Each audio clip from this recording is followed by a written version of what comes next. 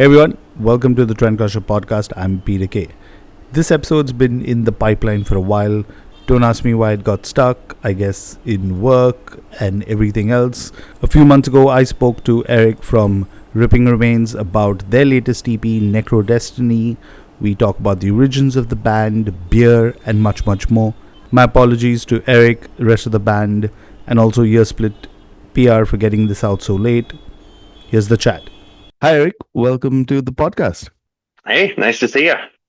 So, we're talking a week after the release of your EP, Ripping Remains, your EP titled Necro Destiny.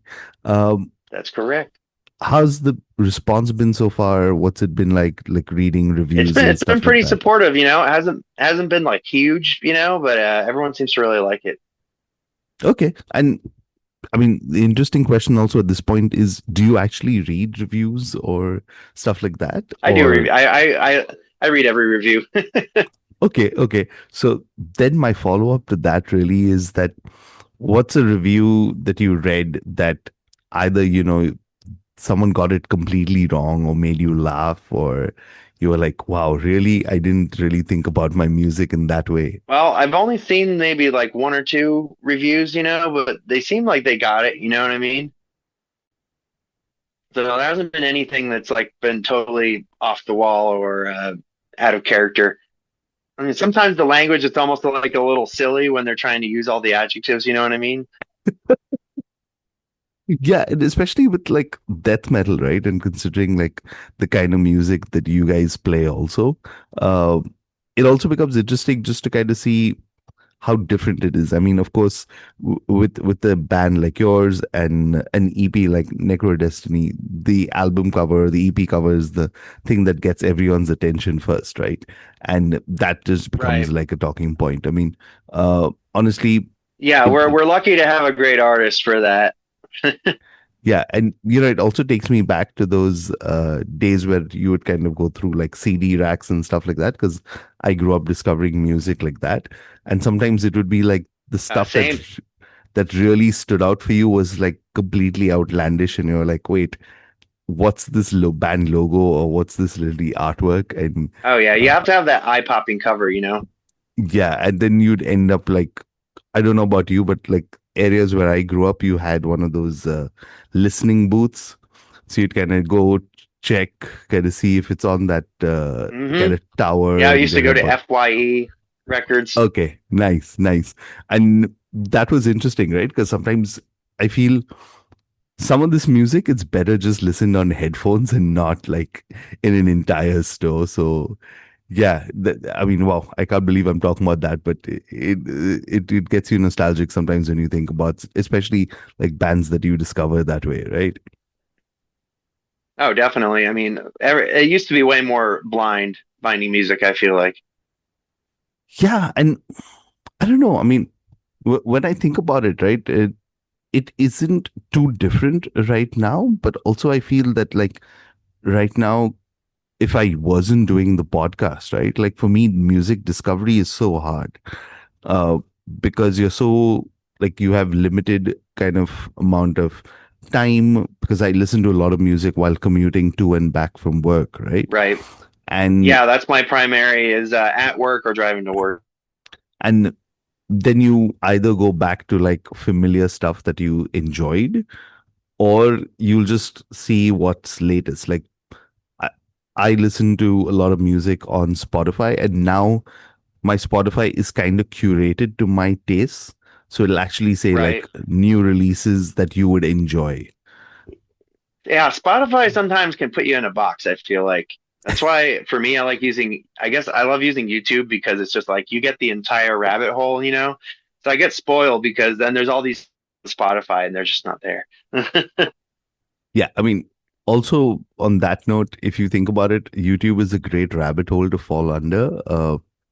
So earlier I used to, when I was doing like a lot of music discovery in my like formative years, right? You'd go down like the blog spot kind of rabbit hole. Oh yeah, just I was just saying those it was really the rise of the downloading that kind of got me going on the really obscure music and got me away from the mainstream, because it was just radio and MTV before then, you know what I mean? And then I just started diving really, really deep into really obscure stuff, So, and by the time I was like 16, everything was completely different. I was just like, burning CDs with hundreds of obscure songs, listening to obscure shit like Repulsion and Acid Bath and Bethlehem and stuff. Yeah, it's crazy if you think about it, because some of the, if you go on YouTube, right, you'll have someone who's like uploaded a demo from like 1980 and things like that, and you'll hear it. See, that's what I And go there for, the demos. and then sometimes you realize that, like, and as cliche as it seems, right, when it comes to the underground, like the demo is better than the album. So you're like, oh, this is what the That, band that's can that's do. pretty often the case for me. My drummer's more of an album guy, you know what I mean? He's more of like I like their second or third album. Whereas I'm it's the demo. I'm a purist. Okay, but kind of coming back to Ripping Remains, right? Of course, it's kind of hard to kind of talk about Dripping Remains without talking about Dripping Decay, right? And when the band kind of dissolved last year, at which point did you all realize, hey, we want to put together a new act? Uh, and how did you kind of go aside saying, hey, these are the guys I want to be part of this Yeah, new it band? was almost immediate. I would say within like a week or two, I thought to myself like, man, was really having fun doing this, and I really, really, really liked the musical direction that we had. You know what I mean? It was something kind of like, I don't know, a distillation of everything that I had worked towards in the past. And our drummer in Dripping Decay, Jason, I felt like was really good and really good at handling promotion, social media, record labels. Just pragmatic. So I just felt like it was important that we kept working together. And I was actually going to have our bass player too. I was going to have everyone except the guitar player. But by the time I had written a couple songs and asked the bass player, he'd already joined two new bands. So Yeah, and then, because of the kind of timing also of it, right? I mean, it's just been a year since Ripping Remains is together, but for like a lot of people who know you from your previous bands, how do you kind of, was there a plan of kind of distinguishing yourself from it? Was there an idea that, hey, creating a separate identity? I know it's still yeah, I early would say days for more that. so on my end than Jason's end. I feel like Jason was ready to just be like, "This is Dripping Decay 2.0," and in a way it is. But to me, I wanted to just kind of diversify just a little bit and add a couple more layers to the cake. You know what I mean? But we wanted to kind of keep that same like really driving like death grind old school vibe. You know, just kind of keep the emphasis on fast and nasty and thrashy. But it's a little bit more Swedish Scandinavian influence this time around. A little more doom. Yeah, fair enough. And I think, like, also it's very hard, right? Especially when you get that certain tag or certain thing to kind of reinvent yourself or kind of do that. Right. While working For us, we're on the ones putting the tag on ourselves. fair, fair. We're like, hey, So you liked what we were doing? Just we're still doing it. and tell me about like working on Necro Destiny, right? Was that also an immediate process that you all kind of started once you Absolutely. Yeah, had? I immediately started writing and I really busted ass for months. Just, I just felt like the immediately, we kind of had this like running start where you immediately felt like the clock was ticking and we just really wanted to just keep our momentum from the last band and try and, we, 100% fan base retention was our goal. We really wanted to take everyone that likes what we were doing and make sure that they are on board with us and that we could just keep moving ahead. Okay. And Yeah, I mean, we got no regrets. We had a lot of fun. We did a lot of really cool stuff, and I felt like that was the fastest growing band I've ever been a part of. In just 3 years, and an album, an EP, a demo, and two tours, and had the day we broke up, we had offers to play in Austin and in Copenhagen, Denmark for the Killtown Death Fest. And yeah, that was kind of one of the main things that made me feel like I had to keep going. Okay. And in terms of Necro Destiny, right? I know you kind of talked about the artwork and this. Uh, was there anything different that you wanted to try? Anything new in the Well, entire for process? one, our mascot in Dripping Decay, we had a guy Drippy, and he was kind of based on the Melting Man in Street Trash. That kind of bald, melting, freak. That kind of, he kind of resembles a lot of other horror movie characters. And in a way, I think he was kind of based on, since Neil, our guitar player, drew him originally. I think it was kind of based on him. He had that same kind of like, look, that boxy bald head, etc. So for Rippy, for our new one, we have a new mascot called Rippy, and I guess that one's a little more based on me. He's got long, stringy hair, kind of got that Iron Maiden Eddie vibe. We wanted to still kind of keep that, that kind of 80s Garbage Pail Kids kind of tongue in cheek classic horror vibe. Nice, nice. Okay, since we've spoken a bit now, I think it's time we play a track from Necro Destiny. Which one would you like us to play and why? I would say the horror writes itself because I feel like it's one that I almost named the EP after it, and I feel like it's a little bit of an underdog track, and I think it's got some really powerful lyrics and just it's the most punk sounding of all of them too. It's just got this heavy driving D beat. It's got these heavy Napalm Death vibes. I think everyone will like it. Awesome. So if you haven't heard it already, here's Ripping Remains with The Horror Writes Itself.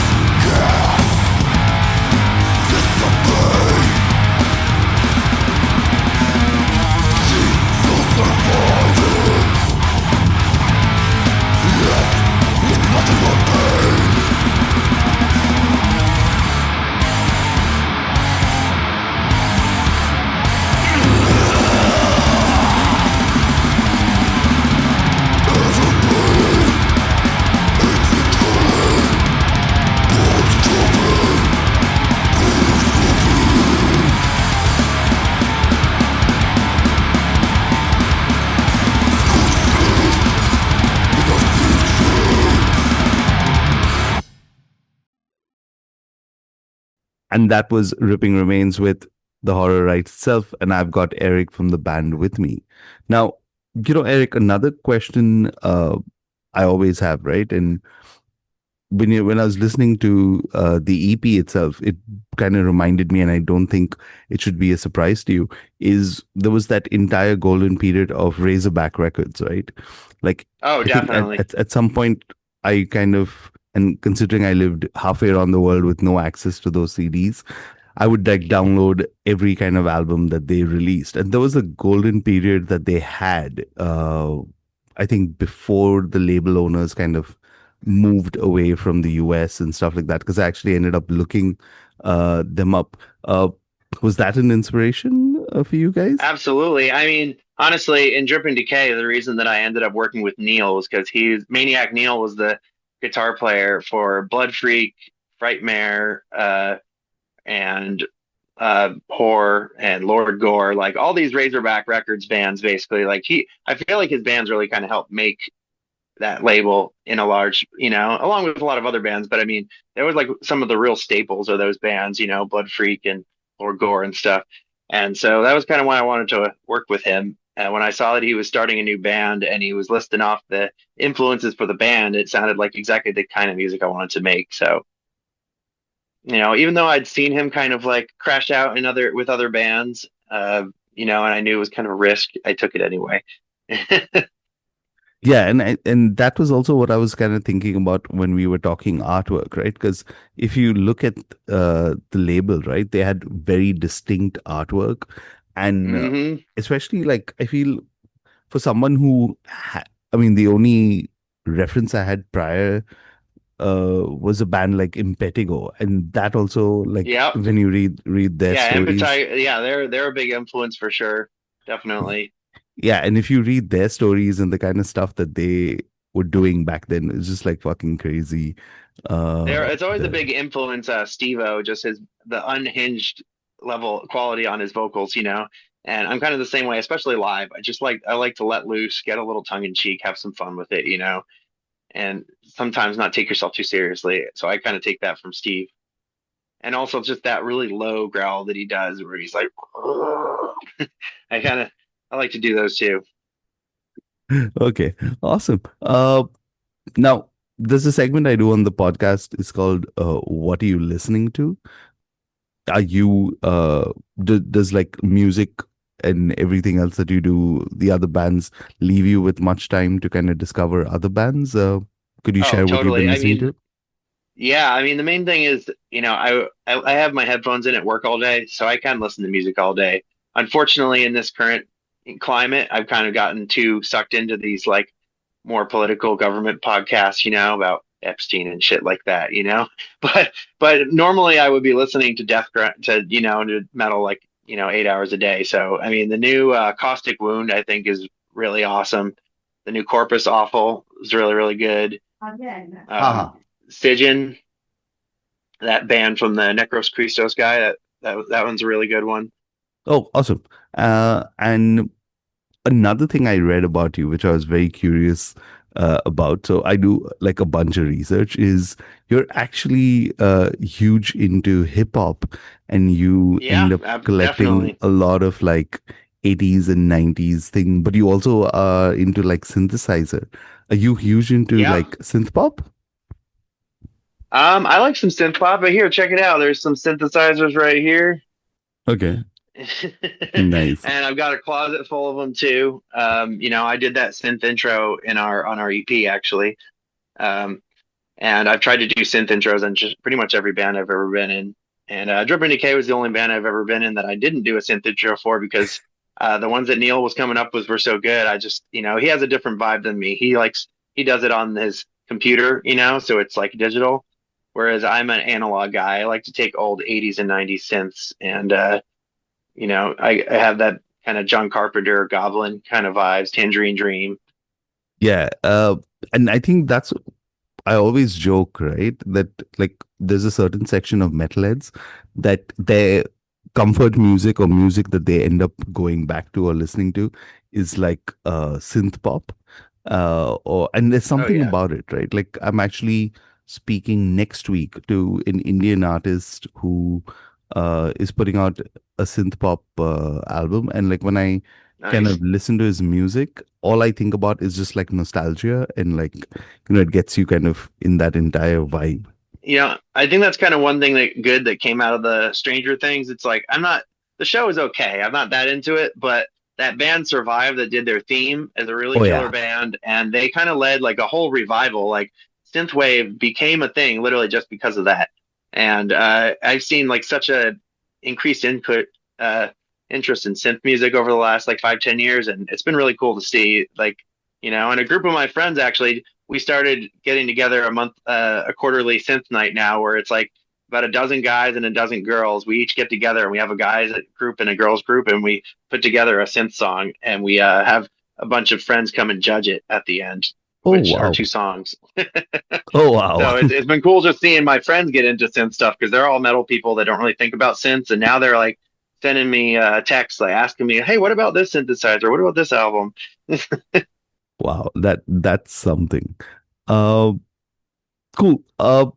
Lot to talk to you about, but I Yeah. also want to know what's next for Ripping Remains. I mean, do you guys have Uh, anything that you can share at the moment? Yeah, totally. Well, for starters, we are booked on a festival next year, Northwest Massacre, and the headliner is none other than Massacre. Oh wow. And yeah, and that's March, and then we've got another show that we're about to probably confirm in January with some brutal death metal bands. So that should be pretty cool as well. So early next year we should be debuting live, and we've actually got a new guitar player, because it was always my intention to be a front man, just like I was in Dripping Decay, like live, not be playing guitar live, because I already do that in my other band, do guitar and vocals, and it's stressful as fuck, and you stand there in one place sweating the whole time. Whereas when I'm just the front man, I'm jumping all over the stage, I'm getting in the crowd and pushing people, I'm just like more like a hardcore guy almost. Like I just like, I just turn into an animal when I'm have just the mic. So, I've got someone who's a really good guitar player. He lives down the street from me, and I'm teaching him all my songs. He'll be helping with songwriting soon. And so we'll have a live guitar player, and it should be pretty cool. And then we're also got of course we're going to try and make an album next year. Awesome. Yeah, and I think that's one of the things I noticed with you guys, right, in Dripping Decay, is just like how prolific y'all were just putting out music. Hmm. So I Yeah, don't we think that's actually, the going to sad change. thing is Neil had 11 songs written before we broke up. Right before we broke up, we had a whole nother. We were about to go. We were going to record album number 2 the summer that I started writing songs for Ripping Remains. So and I had actually written a whole lot of lyrics for it, so that was worked out well with Ripping Remains. I had a bajillion. I had all these song titles and lyrics and stuff that I was writing for those other new songs. So I've got plenty to work from here. So, Eric, outside music also, right? One of the things I believe Portland is known for is its beers. And Yeah. here in India, we hear about like New England IPAs and things like that. Hmm. But I mean, cliche question, but what would you say if Ripping Remains had a beer? What kind of beer would it be? I've always wanted to have a black lager for a band, Okay. because I think that's perfect for metal. It's got that drinkability of light beer that every metalhead drinks, but it's got that dark roastiness that kind of fits the music. So it's always been a dream of mine to have a brewery do a beer, and I tried to do that in the Bay. I used to live in the Bay Area. I tried to do that. I still think California has the best beer scene in America, by the way. But Really? the Wow. Northwest has a great beer scene as well. And are You you, get spoiled if you live in California. It's hard. but are you partial to any styles of beer or any breweries? Yeah, I like German beer more than anything. Yeah, yeah. Yeah, German and Belgian. But for American beers, I love stouts and porters. I used to hate IPAs, but now I really appreciate those hazy IPAs. Yeah, I'm a little partial to IPAs, and I've recently started And like I lived in Vermont for years. That's the birthplace of the hazy Northeast IPA. awesome. So, looking forward to everything that you guys do in the coming few months and years with Ripping Remains. Thanks so much, Eric. Thank I you. wish you Yeah, guys all the we'll best. be busy. Thank you. Awesome. And before I end, any final words for everyone who's still tuned in and listening? Greetings and salutations from war-ravaged Portland. We're doing just fine over here, and come and check out all the sick and badass bands in Portland, because we're one of the best scenes in the world. And that was Eric from Dripping Remains. Do check out their EP Necro Destiny. As always, link in the show notes. And while you're doing that, follow me on whichever social media app or podcast platform that you're listening to this episode on. Follow me on whichever podcast platform you're listening to this episode on. And also follow me on Trendcrusher on whichever social media app you're on. I'm probably available there. One last episode left. Last couple of episodes left for this year. We've got a banger of an interview as well as my wrap up for the year. Stay tuned for that. See you all very soon. Cheers.